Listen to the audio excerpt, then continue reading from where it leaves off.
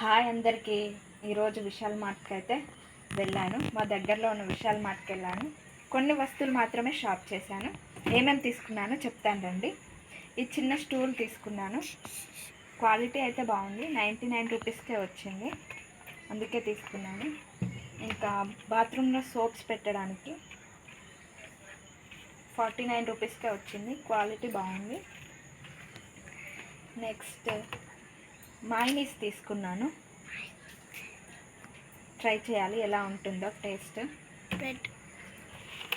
Next గిన్నెలతోనే scrubbers తీసుకున్నాను. 30 రూపీస్కి 4 వచ్చాయి. ఒక ప్యాంట్ అయితే తీసుకున్నాను. క్వాలిటీ బాగుందని తీసుకున్నాను. 400కి వచ్చింది మా పెద్దోడి కోసం.